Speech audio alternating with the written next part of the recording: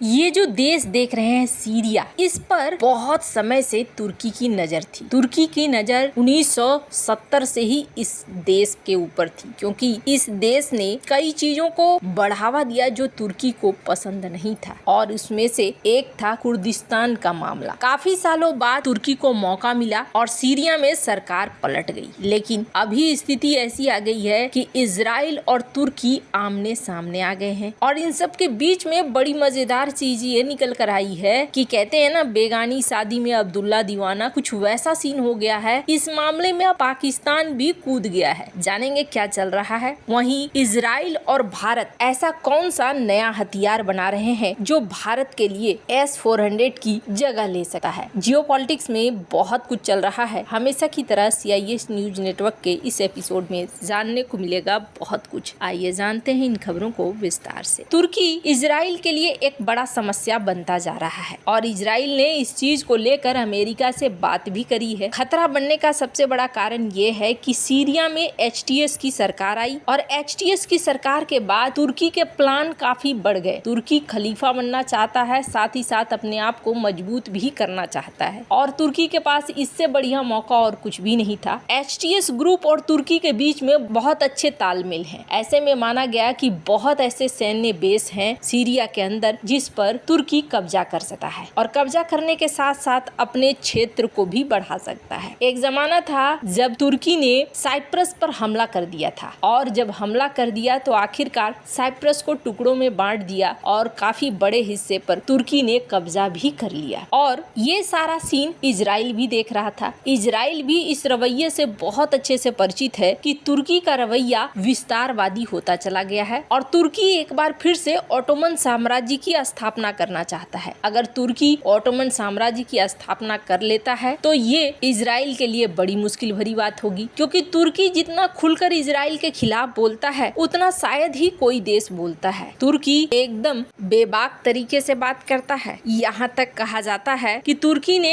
एक बार को ये भी कह दिया था कि इजराइल के किसी भी हिस्से पे हम हमला कर सकते हैं। और सच ये है कि तुर्की अपने हथियारों की क्षमता को भी बढ़ा रहा है, चाहे वो हथियार ड्रोन की शक्ल में हो या कान फाइटर जेट की शक्ल में हो। इन सब के बीच में तुर्की ने आखिरकार अमेरिका को भी मना लिया है और अमेरिका से वो F-35 की डील कर रहे हैं। इस चीज को लेकर भी इजराइल ने अमेरिका से बात करी थी और अमेरिका को ये कहा था कि आप इनके साथ ये डील मत करिए, क्योंकि इनका कोई भरोसा नहीं है और ये कल की डेट में F-35 का इस्तेमाल हमारे खिलाफ कर सकते हैं और ये हमारे लिए बिल्कुल सही नहीं होगा। अब तुर्की दो चीजें चाह रहा है। पहली चीज ये चाह रहा है कि वो सीरिया के पास S-400 की तैनाती कर दे। दूसरी चीज ये चाह रहा है कि वो F-35 हासिल कर ले। इजराइल ने इस चीज को याद दिलाया अमेरिका को कि आपने ये तय किया था कि इजराइल को हमेशा ऐसे हथियार मिलेंगे जो हथियार उसके पड़ोसियों के पास नहीं होंगे, लेकिन अगर आप तुर्की को ये हथियार देते हैं तो हमारे लिए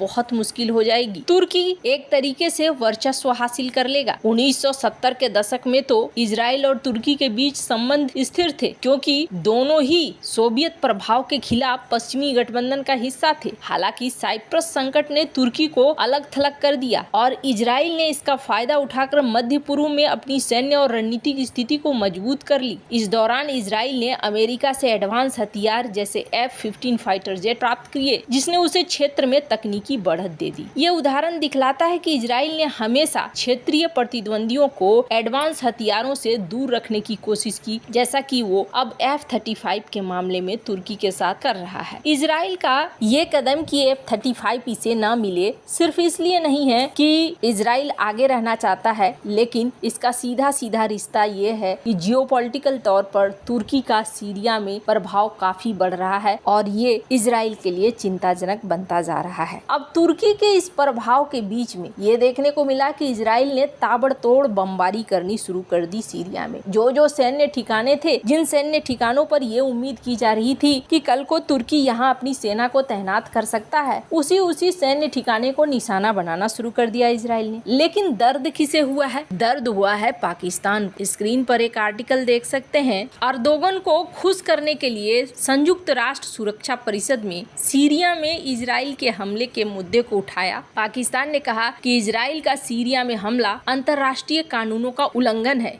पाकिस्तान ने इजराइल के खिलाफ अपने एजेंडे को बढ़ाते हुए कहा कि इजराइल का हमला सीरिया की राजनीतिक स्थिरता और राष्ट्रीय मेल मिलाप को कमजोर करता है। इससे पहले इजराइल ने सीरिया के कई सैन्य ठिकानों को तबाह करके वहां के नए एचटीएस शासक को बता दिया था कि तुर्की को इस इलाके से दूर रहे। पाकिस्तान सिर्फ इस मामले में ही नहीं बल्कि ये भी देखा जा रहा है कि बांग्लादेश में जिस तरीके से इजराइल के खिलाफ विरोध प्रदर्शन हुए, KFC जैसे ब्रांड को नुकसान हुआ, बाटा के कई सारे दुकानों को लूट लिया गया, वैसा ही सीन पाकिस्तान के अंदर भी कथित तौर पर बताया जाता है यूएस और इजराइल के खिलाफ देखने को मिले, जब हाल ही में किसी ने यह आह्वान कर दिया कि इनके प्रोडक्ट का बायकॉट करो। पर पाकिस्तान अब धीरे धीरे इजराइल के खिलाफ खुलकर आ रहा है और तुर्की को समर्थन देना यानी तुर्की से भी समर्थन वापस पाने की उम्मीद कर रहा है। हाल फिलहाल में तुर्की ने कश्मीर को लेकर बयान दिए थे, शायद इस वजह से भी पाकिस्तान ने पलटकर अब तुर्की के साथ खड़ा होना शुरू कर दिया है। खैर, अब इन दोनों का गठबंधन सामने आ रहा है तो वहीं इजराइल और भारत भी अलग दिशाओं में काम करने को बढ़ते हुए दिख रहे हैं। कहा जा रहा है कि इजराइल और भारत अब एक ऐसे डिफेंस सिस्टम को